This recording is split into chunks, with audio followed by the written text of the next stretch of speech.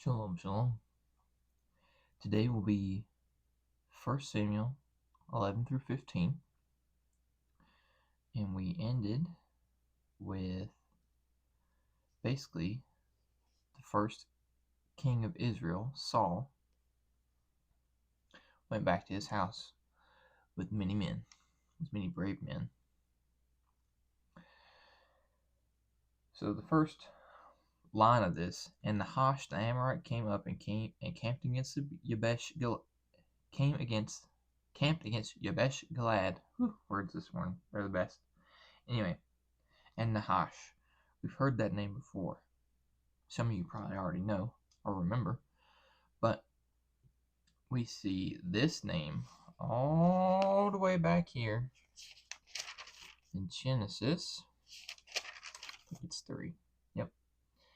And the Nahash was more crafty than all the lives of the field which Yahweh Elohim had made, and he said to the woman, "Is it true that Elohim had said, 'Do not eat of every tree of the garden'?" So obviously, right, what we know this as, that this is the serpent, this is the devil. Right, and then when we flip back over here, this is a person. Now, if I had to take a guess, this is probably the nickname that the Hebrews gave him, because when we keep reading, we're going to see what he does, what kind of covenant he makes with these people, and it is not a nice one. But anyway, it's probably a nickname more than anything. Anyway, we'll jump right into it. Chapter 11. And Nahash the Ammonite came up and camped against Jabesh Gilead, and all the men of Jabesh said to Nahash, "Make a covenant with us, and we shall serve you." Then Nahash the Ammonite answered them, "For this I make a covenant with you, that I dig out all your right eyes, and I shall bring reproach on all Israel." Sounds like the Nahash. And the elders of Jabesh said to him, "Leave us alone for 7 days, so that we send messengers to all the borders of Israel, and then, if there is no one to save us, we shall come out to you." And the messengers came to Geba of Shaul, and spoke the words in the hearing of the people, and all the people lifted up their voices and wept. And look, Saul was coming behind the herd from the field, and Saul said, "Why are you people weeping?" And they related to him the words of the men of Jabesh. And the spirit of Elohim came upon Saul mightily, as he heard these words, and his displeasure burned greatly. And he took a yoke of cattle, and cut them in pieces, and sent them throughout all the border of Israel by the hands of messengers, saying, "Whoever does not go out with Saul and Samuel to battle, let this be done to his cattle." And the fear of Yahweh fell on the people, and they came out as one man. And he mustered them in Bezek, and the children of Israel were 300,000, and the men of Yehudah 30,000. And they said to the messengers who came, "Say this to the men of Jabesh Gilead, tomorrow, by the time the sun is hot, you shall have help." Then the messengers came and informed the men of Jabesh, and they rejoiced. So the men of Jabesh said, "Tomorrow we come out to you, and you shall do to us whatever seems good to you." And it came to be on the next day that Saul put the people in 3 companies, and they came into the midst of the camp in the morning, watch, and struck Ammon until the heat of the day. And it came to be that those left were scattered, so that no 2 of them were left together. And the people said to Samuel, who said, "Shall Saul reign over us? Bring them in, so that we put them to death." But Saul said, "No." But Saul said, "No man is put to death this day, for today Yahuwah has wrought deliverance in Israel." Interesting choice of word. And Samuel said to the people, "Come, and let us go to Gilgal, and renew their reign there." And all the people went to Gilgal, and there they set up Saul to reign before Yahweh in Gilgal. And there they slaughtered slaughterings of peace offerings before Yahweh, and there Saul rejoiced, and all the men of Israel very greatly. And Samuel said to all Israel, "Look, I have listened to your voice and all that you said to me, and have set a sovereign over you. And now, look, the sovereign is walking before you. And I am old and gray, and look, my sons are with you, and I have walked before you from my youth to this day. Look, here I am, witness against me before Yahweh and before his anointed. Whose ox have I taken, or whose donkey have I taken, or whom have I oppressed? Whom have I abused, or from whose hand have I received any bribe with which to blind my eyes? Then I restore it to you. And they said, You have not oppressed us or abused us, nor have you taken any bribe from anyone's hand. So he said to them, Yahuwah is witness against you, and his anointed is witness today, that you have found naught in my hand. And they answered, He is witness. And Samuel said to the people, It is Yahweh who appointed Moshe and Aaron, and who brought your fathers up from the land of Mitzrayim. And now stand still, so that I judge you before Yahweh concerning all the righteous acts of Yahuwah which he did to you and your fathers. So I think we're about to get a retelling. When Jacob had come to Mitzrayim, and your fathers cried out to Yahweh, then Yahweh sent Moshe and Aaron, who brought your fathers out of Mitzrayim, and made them dwell in this place. But they fought Yahweh their Elohim, so he sold them into the hand of Sisera, commander of the army of Hatzor, into the hand of the Philistines, and into the hand of the sovereign of Moab, and they fought against them. And they cried out to Yahweh, and said, We have sinned, because we have forsaken Yahuwah, and served the Baals and the Ashtaroths. And now deliver us from the hand of our enemies, and we serve you. And Yahweh sent Jerubbaal, and Bedan, and Jephthah, and Samuel, and delivered you out of the hand of your goodness gracious, and delivered you out of the hand of your enemies round about, and you dwelt in safety. And when you saw that Nahash, sovereign of the children of Ammon, came against you, you said to me, No, but let a sovereign reign over us, when Yahweh your Elohim was your sovereign. And now, here is your sovereign, whom you have chosen, and whom you have asked. And see, Yahweh has set a sovereign over you. If you fear Yahuwah, and shall serve him, and obey his voice, and not rebel against the command of Yahweh, then both you and the sovereign who reigns over you shall follow Yahweh your Elohim. But if you do not obey the voice of Yahuwah, and shall rebel against the mouth of Yahuwah, then the hand of Yahuwah shall be against you, and it against your fathers. And now stand and see this great matter which Yahweh has done before your eyes. Is today not the wheat harvest? Let me call to Yahweh, so that he sends thunder and rain. Know then, and see that your evil is great, which you have done in the eyes of Yahuwah, and asking for yourselves the sovereign. And Samuel called to Yahweh, and Yahweh sent thunder and rain that day, and all the people greatly feared Yahuwah and Samuel.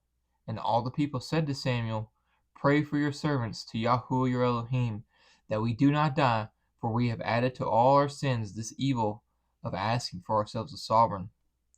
And Samuel said to the people, Do not fear, you have done all this evil, only do not turn aside from following Yahweh, and you shall serve Yahuwah with all your heart, and do not turn aside after worthless matters, which do not profit or deliver, for they are worthless. For Yahuwah would not cast away his people for his great name's sake, seeing it has pleased Yahuwah to make his people, to make you, seeing it has pleased Yahweh to please, goodness gracious, I'm going to get a sip of coffee. More caffeine required.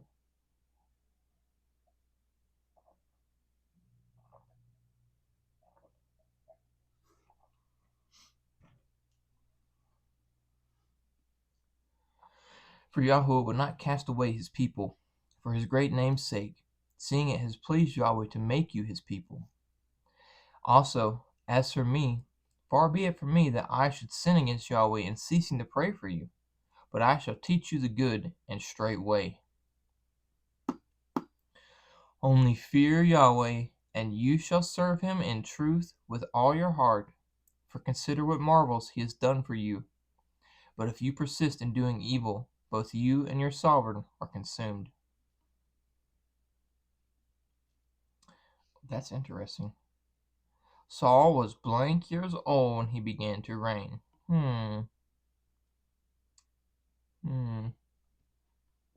I wonder. We'll have to come back to that. And when he had reigned 2 years over Israel, Saul chose for himself 3,000 men of Israel, and 2,000 were with Saul in Michmash, and in the mountains of Bethel, and 1,000 were in Jonathan and Geba of Benjamin, and the rest of the people he sent away, each to his tent. And Jonathan struck the watchpost of the Philistines that was in Geba, and the Philistines heard of it, and Saul blew with the shofar throughout all the land, saying, Let the Hebrews hear. And all Israel heard the news that Saul had stricken a watchpost of the Philistines, and also that Israel had become a stench to the Philistines. And the people were summoned to Saul at Gilgal, and the Philistines gathered to fight Israel, 30,000 chariots and 6,000 horsemen, and people as numerous as the sand of the seas, as the sand on the seashore. And they came up and encamped in Michmash, east of Beth Aven. And the men of Israel saw that they were in trouble, for the people were distressed, and the people hid in caves, and in thorny bushes, and in rocks, and in holes, and in pits. And some Hebrews passed over the Jordan to the land of Gad and Gilead. But Saul was still in Gilgal, and all the people followed him, trembling. And he waited for 7 days, according to the appointment with Samuel. But Samuel did not come to Gilgal, and the people were scattered from him. And Saul said, Bring an ascending offering and peace offerings here to me. And he offered goodness gracious. And he offered the ascending offering. And it came to be, as he had finished offering the ascending offering, look, Samuel came. And Saul went out to meet him, to bless him. And Samuel said, What have you done? And Saul said, Because I saw that the people were scattered from me, and that you did not come within the days appointed, that the Philistines gathered at Michmash. So I said, The Philistines are going to come down on me at Gilgal, and I have not appeased the face of Yahweh. So I felt compelled, and offered an ascending offering. And Samuel said to Saul, You have been foolish. You have not guarded the command of Yahweh your Elohim, which he commanded you. For now Yahweh would have established your reign over Israel forever. But now your reign is not to stand. Yahweh shall seek for himself a man after his own heart, and Yahweh shall command him to be leader over his people, because you have not guarded what Yahweh commanded you. So this kind of feels a little harsh just for doing an ascending offering when he shouldn't have. But I'm assuming that there's pieces of the story that we're not getting the whole picture, basically. But I mean, at the same time, we saw, I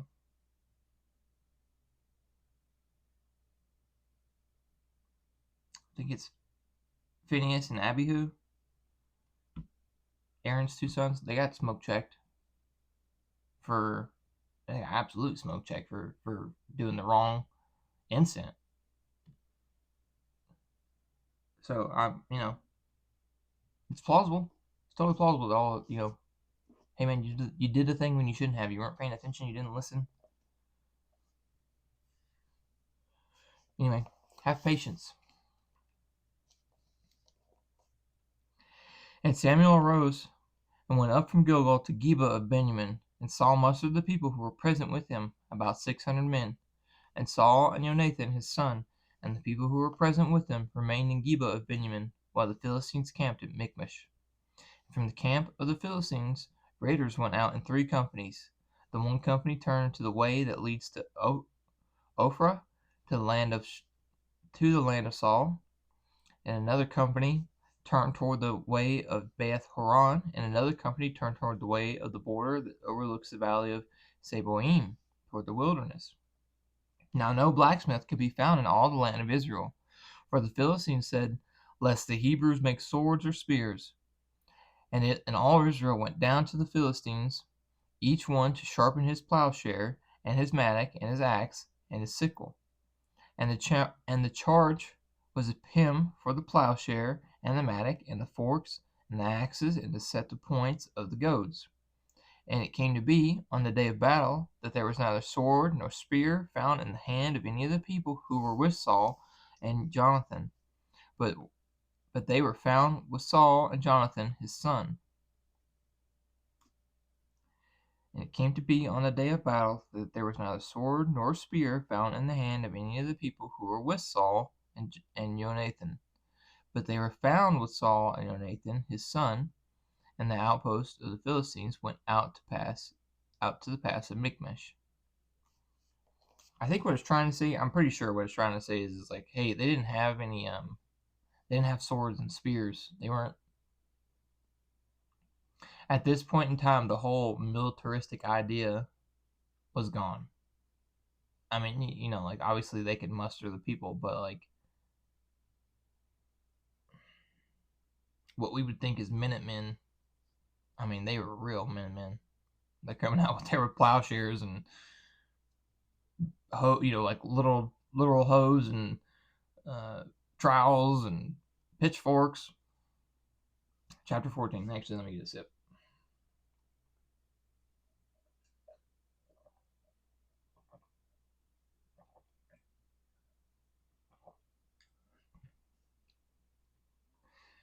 And it came to be one day that Jonathan, son of Saul, said to the young man who bore his armor, "Come, and let us go over to the outpost of the Philistines which is on the other side." But he did not inform his father. And Saul remained at the outskirts of Geba under a pomegranate tree at Migron, and the people who were with him were about 600 men. And Ahiah, son of Ahitub, Ichabod's brother, son of Phinehas, son of Eli, the priest of Yahuwah and Shiloh, was wearing a shoulder garment, and the people did not know that Jonathan had gone. And between the passes by which Jonathan sought to go over to the outposts of the Philistines, there was an edge of a rock on one side and an edge of a rock on the other side. And the name of one was Botsitz, and the name of the other was Seneh. The one edge was on the north opposite Michmash, and the other on the south opposite Geba. We're just going to call him Jonathan. And Jonathan said to the young man who bore his armor, "Come, and let us go over to the outpost of these uncircumcised. If so be Yahuwah does work for us. For there is no hindrance for Yahuwah to save by many or by few." And his armor-bearer said to him, "Do all that is in your heart. Incline yourself. See, I am with you, according to your heart." And Jonathan said, "See, we are passing over to the men, and show ourselves to them. If they say to us, 'Wait until we come to you,' then we shall stand still in our place and not go up to them. But if they say this, 'Come up to us,' and we shall go up, for Yahuwah has given them into our hand, and this is the sign to us."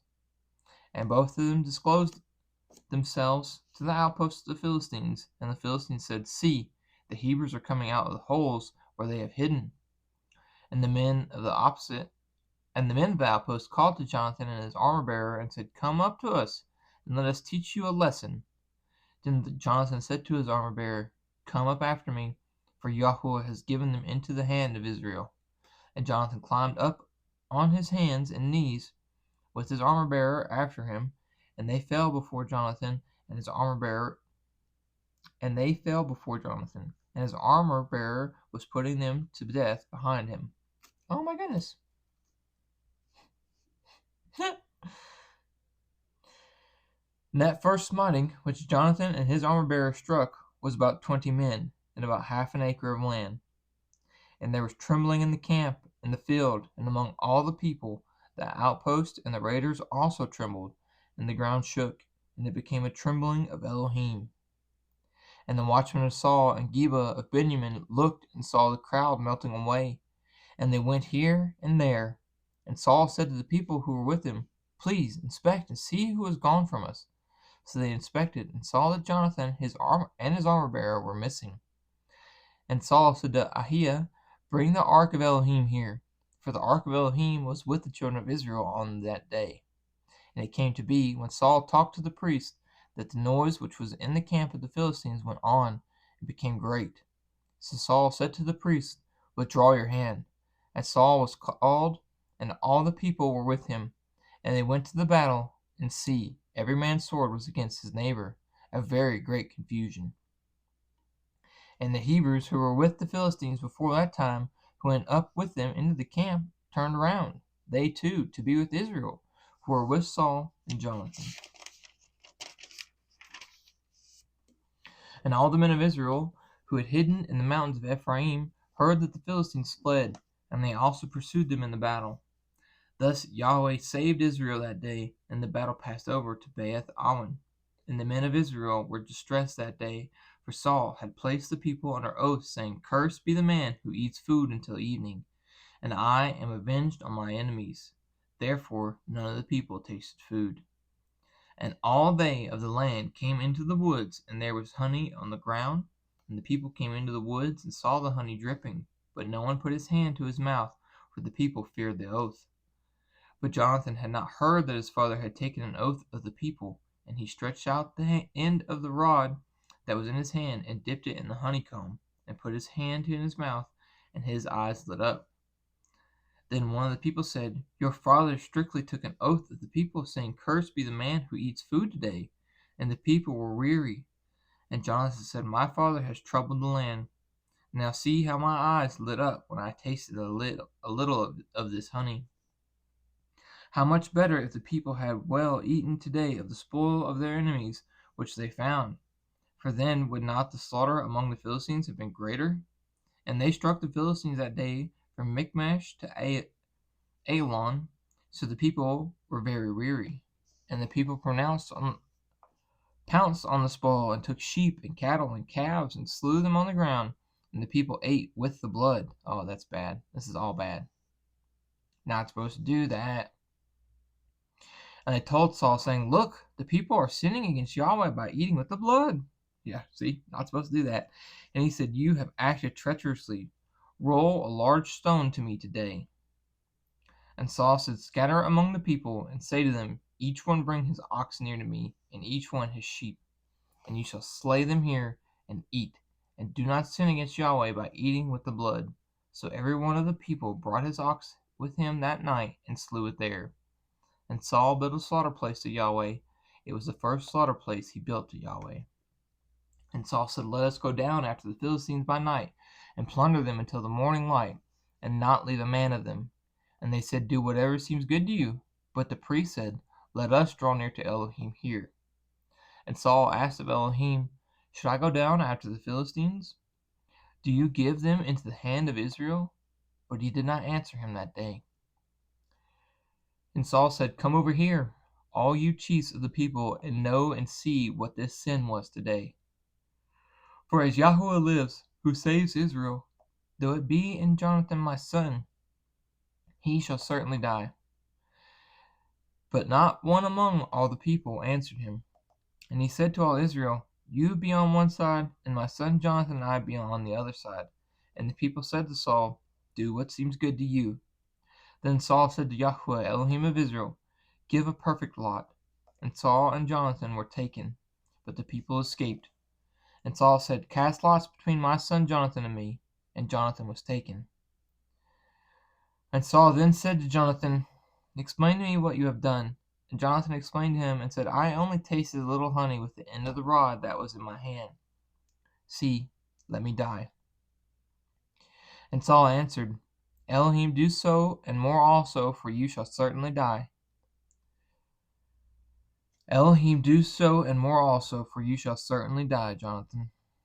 But the people said to Saul, Should Jonathan die, who has wrought this great deliverance in Israel? Far be it, as Yahweh lives, let not one hair of his head fall to the ground, for he has wrought with Elohim this day. Thus the people ransomed Jonathan, and he did not die.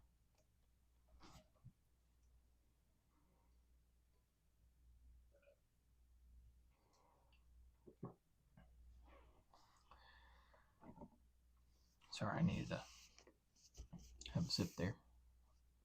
And Saul returned from pursuing the Philistines, and the Philistines went to their own place.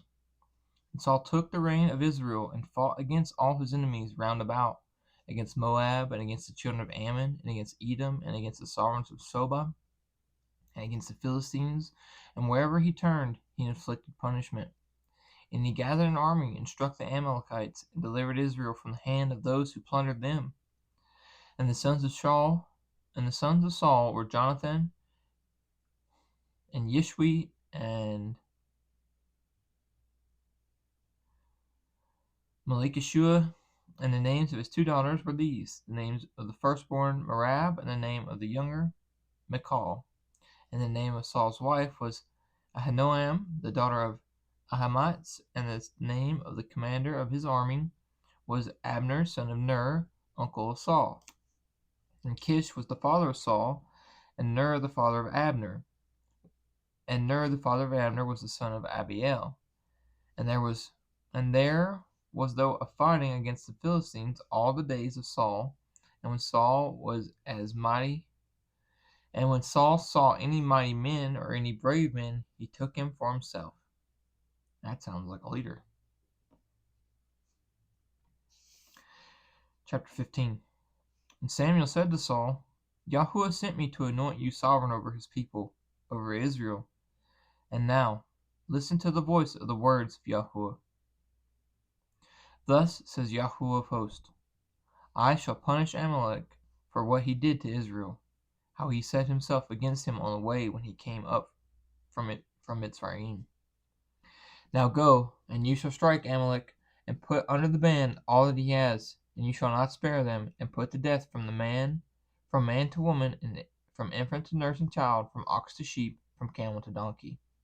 Then Saul summoned the people and mustered them in Telaim, 200,000 foot soldiers and 10,000 men of Yehudah. And Saul came to a city of Amalek and lay in wait in the wadi. And Saul said to the Canaanites, Go, turn aside, come down from among the Amalekites, lest I destroy you with them. For you did show loving commitment to all the children of Israel when they came up out of Mitzrayim. So the Canaanites turned aside from the midst of the Amalekites, and Saul struck the Amalekites from Hawilah all the way to Shur, which is before Mitzrayim. And he caught Agag, sovereign of the Amalekites, alive, and put under the ban all the people with the edge of the sword. But Saul and the people spared Agag, and the best of the sheep, and the cattle, and the fatlings, and the lambs, and all that was good, and would not put them under the ban, but all goods despised and worthless, that they put under the ban. And the word of Yahuwah came to Samuel, saying, I am grieved that I have set Saul as sovereign, for he has turned back from following me, and has not performed my words. And it displeased Samuel, and he cried to Yahuwah all night. And Samuel rose early in the morning to meet Saul. And it was told to Samuel, saying, Saul went to Carmel, and see, he set up a monument. He set up a monument for himself. Then turned and passed over and went down to Gilgal. And Samuel came to Saul, and Saul said to him, Blessed are you of Yahuwah. I have performed the words of Yahuwah. But Samuel said, What then is this bleating of the sheep in my ears, and the lowing of cattle which I hear? And Saul said, They have brought them from Amalek, because the people spared the beasts, the sheep, and the cattle to slaughter to Yahweh, your Elohim, and the rest we have put under the ban. Oh, is that? Mm-hmm. And Samuel said to Saul, Wait, and let me declare to you what Yahuwah said to me last night.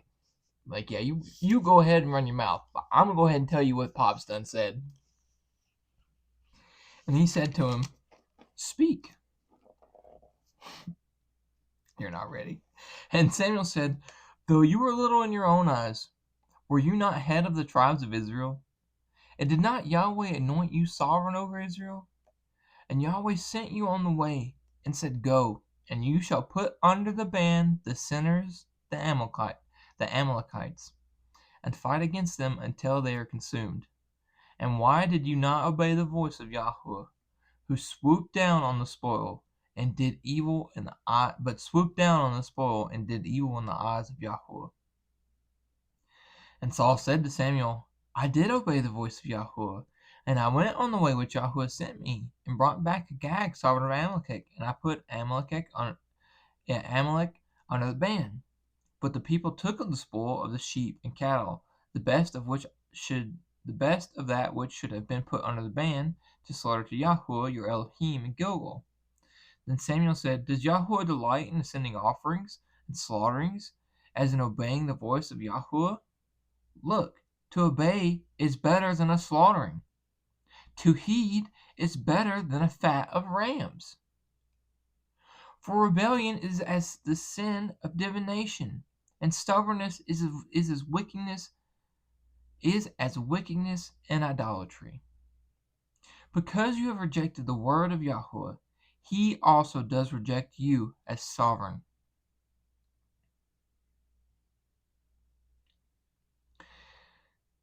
I was going to say this is a heart condition issue, because it was clear to Dad then, and this is me judging Saul, poorly, I guess, because I'm like, no, maybe he was just being okay, playing devil's advocate, so to speak. But I don't know. It's a heart condition. He's not a man after Yahweh's heart. You know what I mean? Like, I don't know. If he says do something, do something.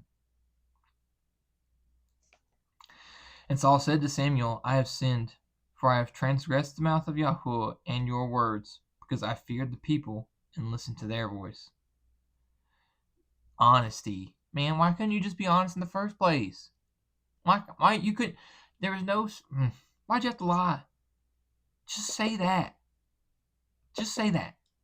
And now, please pardon my sin and return with me, and let me bow myself to Yahweh. But Samuel said to Saul, I do not return with you, for you have rejected the word of Yahweh, and Yahweh does reject you from being sovereign over Israel. Yeah, dude, you have messed up too bad. You've already buckled to the people. The people are just going to keep trying to make you buckle.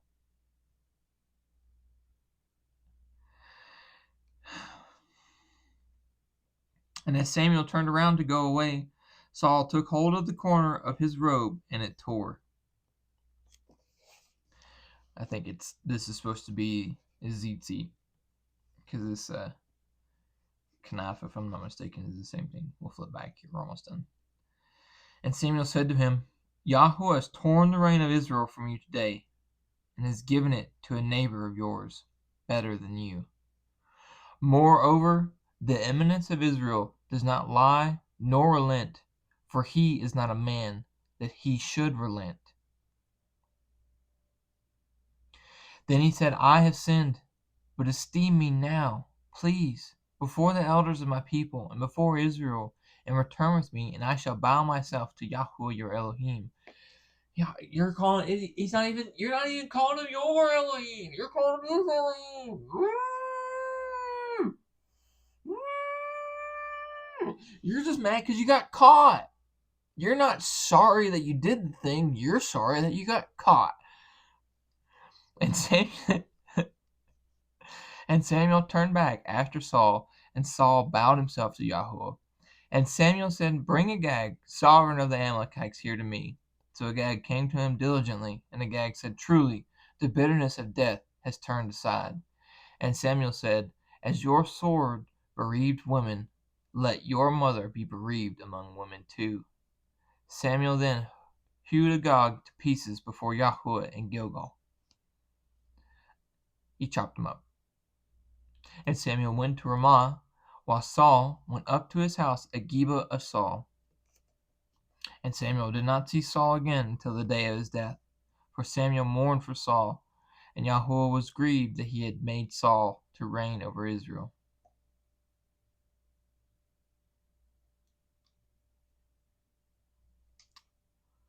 It's crazy what mob mentality will do to people. It's crazy what happens when you get into positions of power. It goes to people's heads. When you've got hundreds of dudes, like big buff, really bad looking dudes you don't want to, like, if you saw them down an alley, you'd be like, I'm not going down that alley. Those type of dudes, you got a bunch of those around you, and they're always, they do what you say, no questions asked, all the time. it'll probably go to your head pretty quick. You probably think you're big and bad and bulletproof and can't be stopped. And, then you got Samuel telling you, God, the Elohim of Israel, has appointed you as sovereign.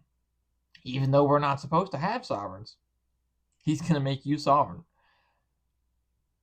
I mean, the joy and the glee that you would feel alone is stupendous, but once you got past, once like the honeymoon phase was over, you'd like be really easy to slip down some pretty dark holes and end up in a place like this where he is. So remember that. Be careful. Just because he appoints you doesn't mean he can't take it away from you. And when he tells you to do something, do it. What did he say?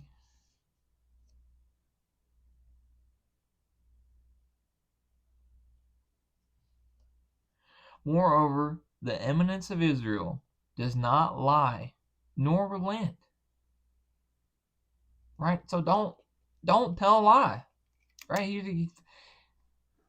He Saul saw Samuel and was like, oh snap. We were supposed to kill everything. Oh, you know what we can do? I'll just tell him we kept that stuff, so we're going to offer it to God. We're going to do a sending and slaughter offer. Yeah. Okay, sweet, cool, sweet. Perfect. Hey, buddy, what's up? We did all the things. Samuel's like, no, you didn't. So I was like, yeah, listen, we're gonna do the offerings. Don't worry, it's fine. We did all the things. Then the king like comes around the corner and you're like, but dude's right there. You didn't even kill the guy. I don't know. Anyway, sorry. I'll quit rambling. I love you guys. I hope you have a wonderful day. Be safe. Take care.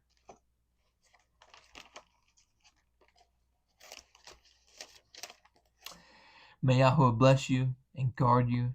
Yahweh make his face shine upon you and show favor to you. Yahweh lift up his face upon you and give you peace. Thus they shall put my name on the children of Israel, and I myself shall bless them.